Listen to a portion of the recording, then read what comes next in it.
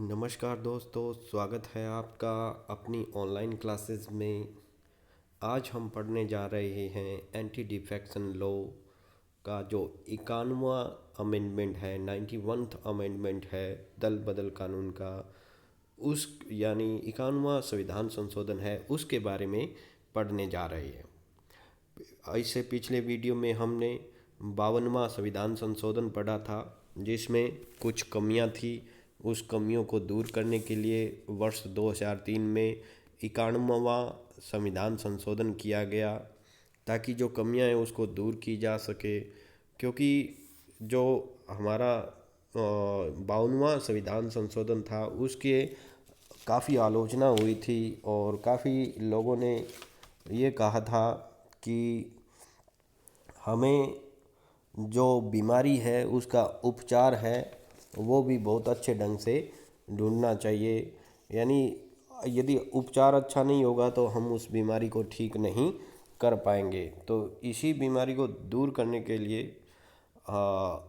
एक नया संवैधानिक संशोधन किया गया दल बदल कानून में, और जो 51वां संविधान संशोधन जान के रूप में जाना जाता है। तो क्या बदलाव किए गए और क्या इससे दल बदल कानून रुक गया, क्या दल बदल है वो रुक गया, इसके बारे में हम इस वीडियो में पढ़ने जा रहे हैं।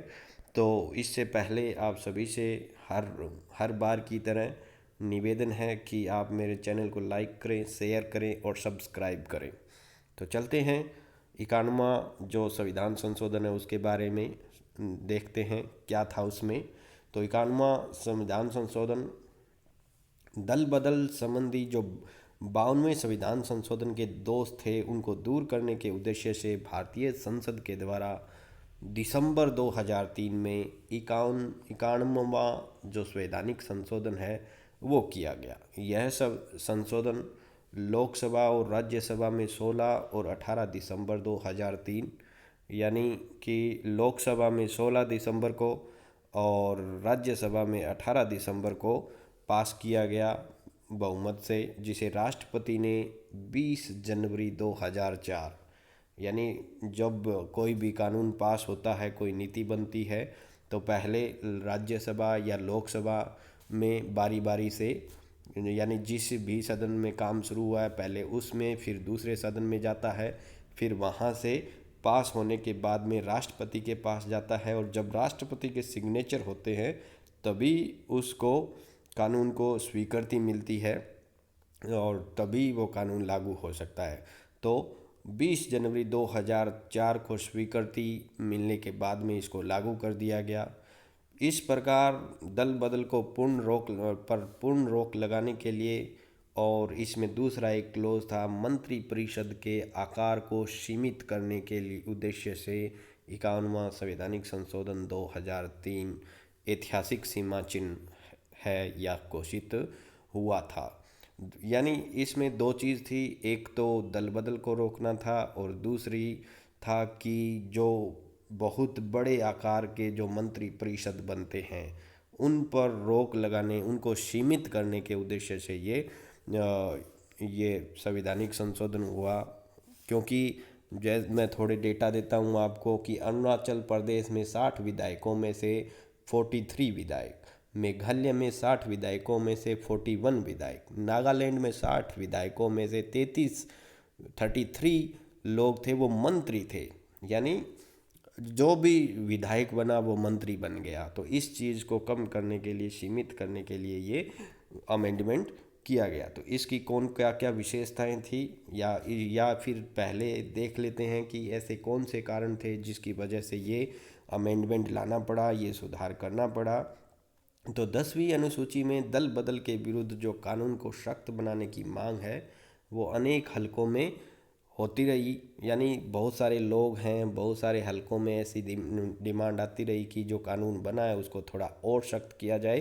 क्योंकि जो 1/3 1/3 सदस्य थे जो एक साथ किसी दल को छोड़ सकते थे, किसी दल को ज्वाइन कर सकते थे, तो उसका फ़ायदा उठा के अब भी दल बदल चल रहा था। अब भी आया राम गया राम की कहानी ख़त्म नहीं हुई थी हरियाणा वाले की, तो ये चल ही रहा था। तो इसके लिए काफ़ी दबाव था और दल बदल रोकने के लिए जो पुराना जो हमारा 52वां जो अमेंडमेंट था वो नाकाफ़ी सिद्ध हुआ।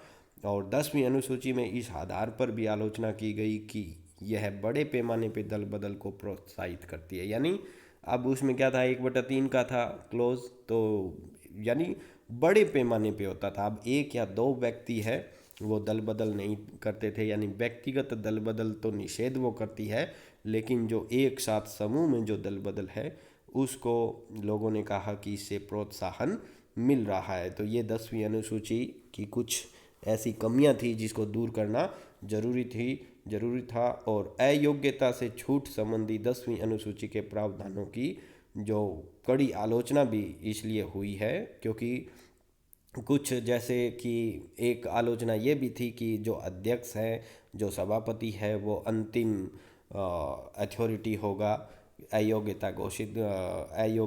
घोषित करने या उसका फैसला देने के लिए। तो इस आधार पर इसकी काफ़ी आलोचना हो रही थी और इस वजह से सरकार को अस्थिर करने में बड़ी भूमिका, यानी 1/3 जब एक साथ चले जाते हैं तो सरकार बनी हुई सरकार गिर रही थी, अस्थिर हो रही थी। इसकी वजह से काफ़ी मांग उठ रही थी। दूसरा इसका कारण था चुनाव सुधार समिति, यानी चुनाव सुधार करने के लिए बहुत सारे जो तारकुंडे समिति, दिनेश गोस्वामी समिति बनी है, उसमें दिनेश गोस्वामी समिति ने 1990 में अपनी रिपोर्ट में कहा था कि हमें कुछ सुधार करना चाहिए। साथ ही साथ भारत का जो विधि आयोग है उसने अपनी 170वीं रिपोर्ट में चुनाव कानूनों में सुधार, जिसका टॉपिक था 1999, तथा संविधान की कार्य प्रणाली की समीक्षा के लिए गठित राष्ट्रीय आयोग, जिसे NCRWC कहा जाता है, ने अपनी 2002 की रिपोर्ट में 10वीं अनुसूची के उस प्रावधान को हटाने की अनुशंसा की थी जिसमें दल बदल के मामले में अयोग्यता से छूट मिलती है। यानी 1/3 वाला प्रावधान हटाने की बात इसमें की गई थी। यानी दिनेश गोस्वामी समिति ने भारत के विधि आयोग की 170वीं रिपोर्ट में और चुनाव सुधारों पे जो संविधान की कार्य प्रणाली की समीक्षा के लिए जो गठित आयोग था NCRWC, उसकी जो रिपोर्ट थी 2002 में, उसमें भी ये इन सभी में ये कहा गया था कि हमें इस तरह का काम, यानी जो 10वीं अनुसूची है उसमें बदलाव करने की ज़रूरत है, जो ये अनुशंसा करती है, यानी जिसमें ये कहा गया है कि अयोग्यता से कुछ विशेष परिस्थितियों में छूट मिल सकती है।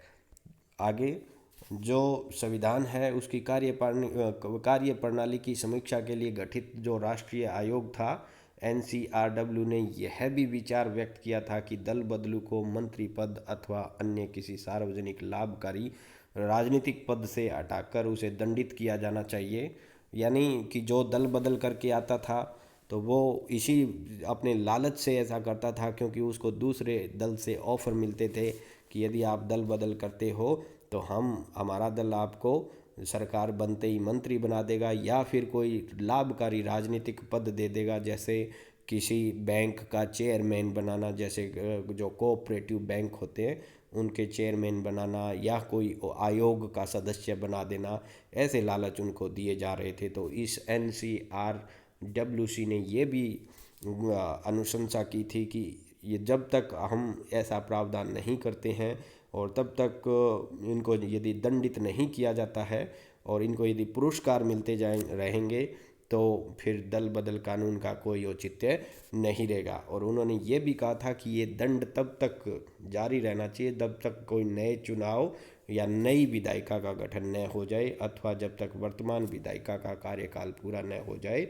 तब तक ऐसा, या दोनों में से जो भी पहले हो, या तो नए चुनाव हो या फिर जो वर्तमान कार्यपालिका है उसका कार्यकाल पूरा हो। यानी कि जो दल बदलू है उसको अयोग्य घोषित कर दिया जाए और उसको सदस्यता तभी मिले जब वो नया चुनाव जीत के आता है, यानी 6 महीने के बाद में उपचुनाव होता है और उसको यदि वो दोबारा चुनाव जीतता है तो भी तभी उसको सदस्यता मिले, या फिर नया जो विधायिका बनती है, नए सारे जो विधान मंडल का जो चुनाव होते हैं, जैसे यदि संसद के लोकसभा के नए चुनाव हो या फिर राज्यों के विधानसभा के नए चुनाव हो, इसमें से जो भी पहले हो तब तक उनको, यानी यदि सेंटर में है तो लोकसभा के चुनाव या फिर वो स्वयं जीत के आता है तभी उसको सदस्यता मिलनी चाहिए। संविधान नेक्स्ट कारण ये था कि संविधान की कार्यप्रणाली की को समीक्षा के लिए जो गठित आयोग था उसने यह मत भी व्यक्त किया था कि केंद्र में तथा राज्यों में बड़ी मंत्री परिषदों के गठन किया जाता है। यानी मैंने अभी आपको बताया कि 60 में से 40 लोग मंत्री हैं, 60 में से 45 लोग मंत्री हैं। तो जो बड़ी बड़ी मंत्री परिषदें हैं उनका गठन किया जाता है। इस NCRWC ने ये भी कहा था कि ऐसी व्यवस्था भी समाप्त होनी चाहिए, यानी कि जो मंत्री परिषद है उनका आकार है वो सीमित होना चाहिए और इस प्रचलन को कानून बनाकर समाप्त करना चाहिए, क्योंकि ऐसे ये समाप्त नहीं होगा। बड़ी बड़ी मंत्री परिषदों को बनाने का काम जारी रहेगा। ये बनाना मजबूरी थे, क्योंकि जो गठबंधन की सरकार बनती है या फिर कोई दल बदलू से सरकार बनती है तो उन सभी को फिर आप मंत्री परिषद में जगह नहीं देते हो तो फिर वो नाराज़ हो जाते हैं या फिर वो दल बदल कर लेते हैं। यदि किसी जैसे कोई लोकप्रिय नेता है उसको यदि मंत्री परिषद में जगह नहीं मिलेगी तो वो फिर सीधी धमकी यही देगा कि मैं दल बदल कर लूँगा।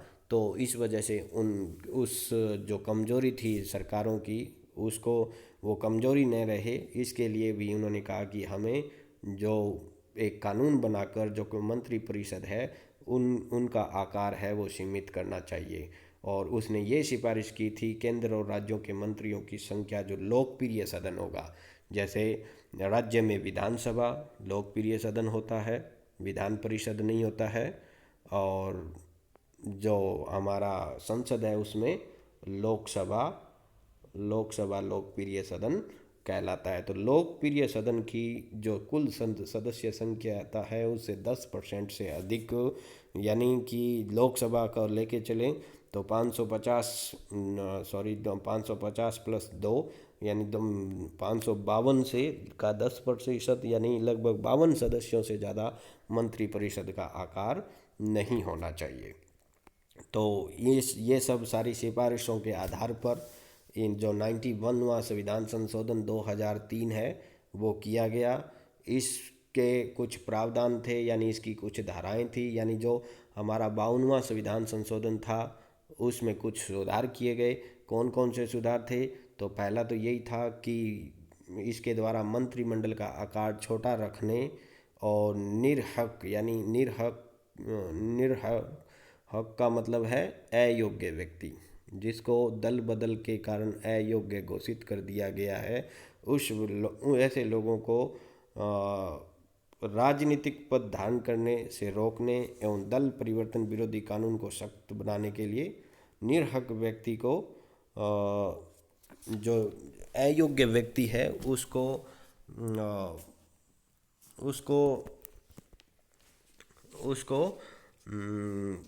राजनीतिक जीवन की शुद्धता की तरफ ले जाने के लिए और दल परिवर्तन रोकने के लिए कुछ प्रावधान किए और उस जो दल परिवर्तन विरोधी कानून था उसको मजबूत किया गया। तो कौन कौन से प्रावधान थे, कौन कौन से प्रावधान या धाराएं थी वो हम पढ़ते हैं। पहली धारा थी कि प्रधानमंत्री सहित संपूर्ण मंत्री परिषद का आकार लोकसभा के कुल सदस्य संख्या से 15% से अधिक नहीं होगा।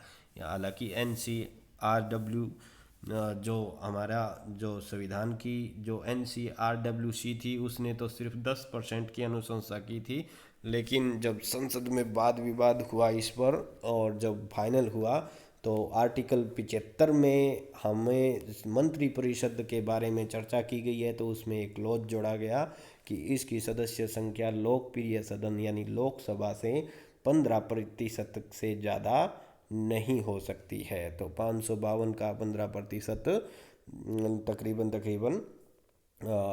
78 के करीब या 80 के करीब बैठता है। तो इससे ज़्यादा मंत्री इसमें शामिल नहीं होने चाहिए मंत्री परिषद में, ये प्रावधान किया गया।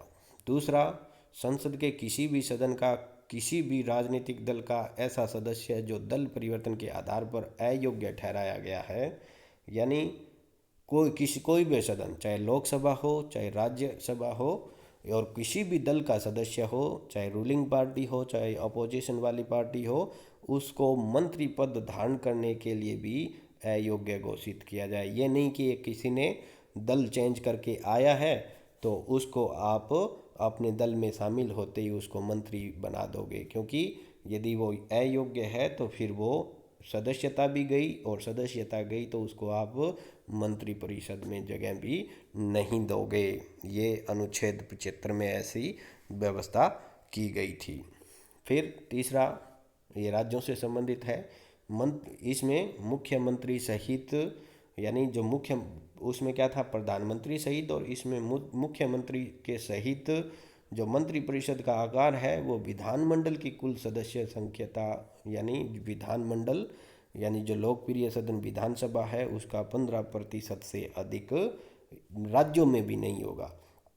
और साथ ही साथ अब कई बार ये होता है कि जैसे अरुणाचल प्रदेश, गोवा, इनके छोटी छोटी विधानसभाएं हैं, जिसमें किसी में गोवा में शायद 40 हैं, अरुणाचल प्रदेश में अभी हमने देखा 60 के करीब हैं।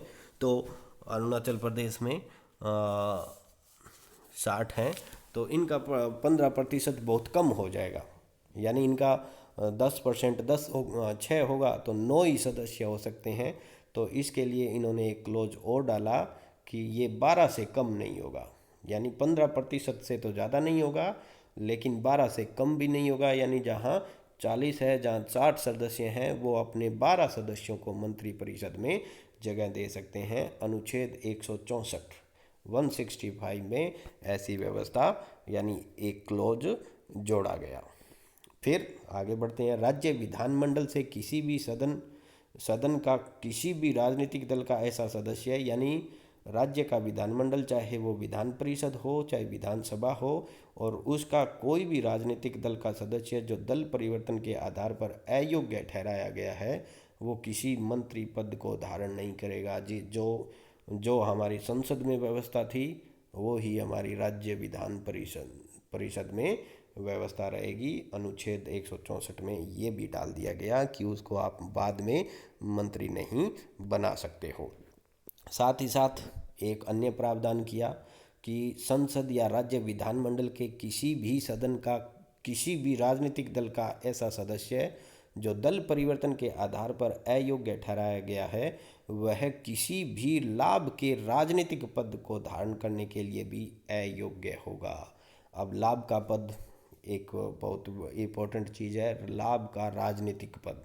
ये मैंने अभी बताया, बहुत सारे आयोग होते हैं, बहुत सारे जो बैंक होते हैं, कोऑपरेटिव बैंक होते हैं, ग्रामीण बैंक होते हैं, उनके चेयरमैन है क्या जो पद है, और भी बहुत सारी लाभ के पद होते हैं, तो उनमें भी उसको अयोग्य ठहराया जाएगा। अब लाभ का पद, राजनीतिक लाभ का पद का अभिप्राय केंद्र सरकार या राज्य सरकार के अधीन ऐसा कोई कार्यालय, यानी केंद्र सरकार या राज्य सरकार के अधीन ऐसा कोई ऑफिस जिसके लिए वेतन व अन्य लाभ संबंधित सरकार द्वारा लोक राजस्व से दिए जाते हैं। यानी लोक राजस्व, पब्लिक रेवेन्यू से जो वेतन या लाभ उसको किसी ऑफिस को दिए जाते हैं, तो ऐसे ऑफिस में उसको कोई भी पद नहीं दिया जाएगा। यदि कोई व्यक्ति ऐसा है तो उसको इस तरह की कोई व्यवस्था नहीं होगी। साथ ही साथ किसी निकाय के अधीन कोई कार्यालय, यानी फिर उसके बाद में कोई निकाय के अधीन यदि कोई कार्यालय है, चाहे वह निगमित हो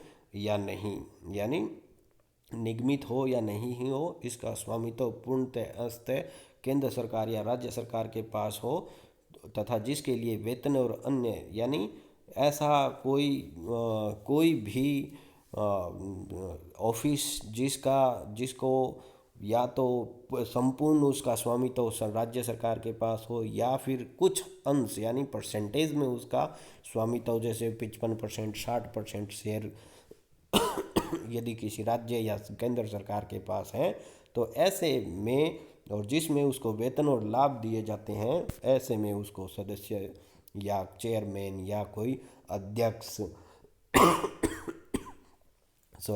नहीं बनाया जाएगा। अनुच्छेद 361 ख में ऐसी व्यवस्था की।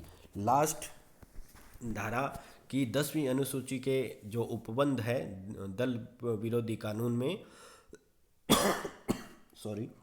तो विभाजन की उस दिशा को लागू नहीं होंगे, यानी विभाजन जो 1/3 वाला जो क्लोज था उसको अब हटा दिया गया है। एक तिहाई सदस्य उस विभाजन धड़े में शामिल नहीं होंगे और इस आधार पर जो योग्य अयोग्य व्यक्ति है उसको किसी भी तरह का कोई संरक्षण नहीं मिलेगा। साथ ही मैं आपको ये और बता दूं कि अब 1/3 के आधार पर जो विभाजन है उसको इनवैलिड कर दिया गया।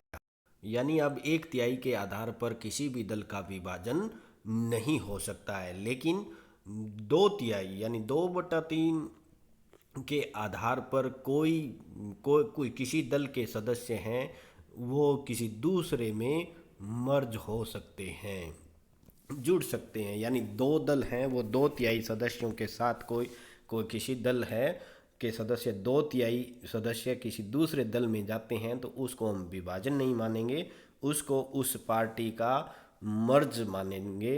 ये व्यवस्था इसमें की गई है। सिर्फ इतना ही छोड़ा गया है कि अब मर्ज हो सकता है, वो भी 2/3 के साथ हो सकता है, 1/3 के साथ नहीं हो सकता, जो बहुत ही मुश्किल काम होता है, जो इम्पॉसिबल के करीब है।